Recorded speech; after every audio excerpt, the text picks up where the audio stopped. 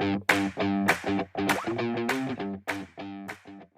Number 11 is who wrote the merchant of Venice. बहुत ज़्यादा famous work है, William Shakespeare का है। उसके अलावा जैसे मैंने ऊपर बताया था, जॉन ड्राइडन और बेन जॉनसन को भी याद रखिएगा। जो मैं यहाँ पर बता रही हूँ ना, वो आप लिखते हुए चलिए। आपके पास अगर पेपर है तो मार्क करते हुए चलिए। अगर आप पेन और डायरी लेकर बैठे हैं, ये जो भी नोटबुक है आपके पास, प्लीज़ उसमें लिखते हुए चलिए, क्योंकि फिर आप बाद में आप भूल जाएंगे क्या क्या मैंने इम्पॉर्टेंट बताया था। और इनके बारे में नहीं पढ़ना है आपको, बस इसके इम्पॉर्टेंट वर्क पढ़ना है। सबसे पहले तो आपको PYQ सारे पढ़ लें, जितने भी मैं PYQ करा रही हूँ, ठीक है। और भी वीडियोस मैंने डाल रखी हैं, प्लीज़ आप उनको जाकर चेकआउट कर लीजिएगा। तो वो PYQ आपको सारे पढ़ लें, फिर आप देखेंगे, आप खुद एनालाइज कर पाएंगे कितने सारे क्वेश्चंस जो है वो रिपीट हो रहे हैं। इस तरीके से पहले आपको PYQ सारे अच्छे से पढ़ लें। उसके बाद जो मैं बता रही हूँ कि ये इम्पॉर्टेंट है, उनको एक जगह नोट करते रहिए और उनकी फेमस वर्क पढ़ ले होंगे आपको। Question number 12 is who ruled England when Shakespeare became known for his drama. Option C is the correct answer, Queen Elizabeth. बहुत ज़्यादा फेमस है क्वीन एलिजाबेथ, इनका बार बार नाम आता रहता है। लेकिन जब आप फर्स्ट सेमेस्टर में जब आप होंगे तो किंग हेनरी के बारे में पढ़ेंगे, ठीक है। क्वीन एलिजाबेथ, जब आप इम्पॉर्टेंट एजेस पढ़ेंगे ना, तो ये सब आएंगे उसमें, ठीक है। तो इसलिए आप अभी से तैयारी करके चलिए, ताकि आपको आगे चल के दिक्कत ना आए। Question number 13 is when was the King James Version KJV of the Bible published. Option C is the correct answer, 1611। 14 is which blind poet wrote a sonnet about his own blindness. ठीक, तो ये भी आपके syllabus में include है। Own blindness किसने लिखी थी, ये बहुत अच्छा वर्क है जॉन मिल्टन का, ठीक है। तो option B is the correct answer, John Milton on blindness लिखी थी इन्होंने। और एक क्वेश्चन और यहाँ से बनेगा कि सोनेट किसे बोलते हैं, तो आपको पता होना चाहिए कि 14 लाइन की पोयम को सोनेट बोलते हैं, जिसके एंड में एक कपलेट होता है। कपलेट बोलते हैं, 2 लाइन एंड में दे रखी होती हैं, ठीक है। वो एक साथ होंगी, 2 लाइन होंगी सिर्फ और एक साथ होंगी, तो उसको क्या बोलते हैं, सोनेट बोलते हैं। 15 is who among the following was not a romantic poet. तो बहुत सारे आपको रोमांटिक पोएट एराज पढ़ने होंगे जब आप सेमेस्टर में आ जाएंगे, तो उसमें से आपको फिर पता चलेगा कि रोमांटिक पोएट कौन कौन से हैं। तो अल्फ्रेड टेनिसन जो है रोमांटिक एरा में आते हैं, तो ये अल्फ्रेड टेनिसन। उसके अलावा विलियम वर्ड्सवर्थ और PV शैली को बहुत अच्छे से पढ़ना है आपको। अच्छे से पढ़ने का मतलब है कि जो इम्पॉर्टेंट वर्क है ना, वो बहुत अच्छे से आपको पढ़ के जाने की कौन कौन से इनकी इम्पॉर्टेंट एंड फेमस वर्क है। 16 is which women writer wrote Sense and Sensibility. बहुत इंपॉर्टेंट है, बार बार इसका नाम आता रहेगा सेमेस्टर में, और एंट्रेंस के लिए भी बहुत इंपॉर्टेंट है।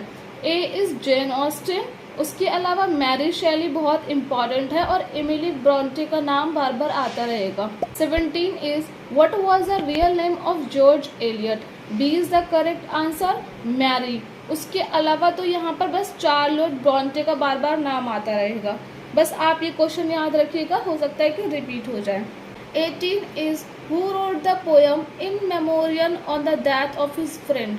तो इन मेमोरियम बहुत इंपॉर्टेंट वर्क है किसका, अल्फ्रेड टेनिसन। अल्फ्रेड टेनिसन अपने आप में ही बहुत इंपॉर्टेंट ऑथर एंड राइटर है, तो इनका वर्क्स आप ज़रूर याद करके जाएंगे। उसके अलावा रॉबर्ट ब्राउनिंग बहुत ज़्यादा इंपॉर्टेंट एंड प्रोमिनेंट है, तो उनको आप ज़रूर से देख कर जाएंगे, ठीक है। ये आप अपनी नोटबुक में राइट करते रहिए कि कौन कौन से मैं इम्पोर्टेंट बता रही हूँ, क्योंकि फिर जब आप एंट्रेंस देने बैठेंगे ना, तो यही लोग सामने आएंगे, और जब यही लोग सामने आएंगे तो आप उनको पहचान नहीं पाएंगे। इसलिए अपने आप को अभी से इनसे इंट्रोड्यूस करा लीजिए, ताकि जब आप एंट्रेंस में बैठे तो आप उनको अच्छे से जान पाएँ। 19 is who wrote the novel Oliver Twist on the Victorian वर्कहाउस।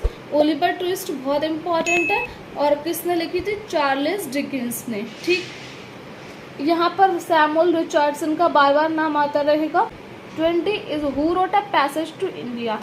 3rd semester में आप इसको पढ़ेंगे, आपके सिलेबस में इंक्लूड रहेगा, बहुत इंपॉर्टेंट है। एंट्रेंस के अकॉर्डिंग भी बहुत इंपॉर्टेंट है, और ये बहुत रिपीट होता है क्वेश्चन, क्योंकि आप आगे जाके पढ़ने ही यही वाले हैं। ये जो है E.M. फॉस्टर। यहाँ पर रुडयार्ड किपलिंग बहुत इंपॉर्टेंट है, जॉर्ज ऑरवेल भी बहुत इंपॉर्टेंट है। 21 is who wrote Lady Chatterley's lover. Option D is the correct answer, D.H. Lawrence. यहाँ पर D.H. लॉरेंस बहुत इंपॉर्टेंट है।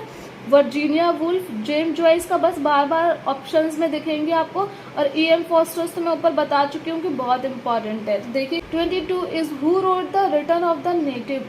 C is Thomas Hardy. 3 is Who wrote The Heart of Darkness? और 4th semester में आएगी The Heart of Darkness, आपकी syllabus में include है, जो लिखी है जोसेफ कॉनरेड ने।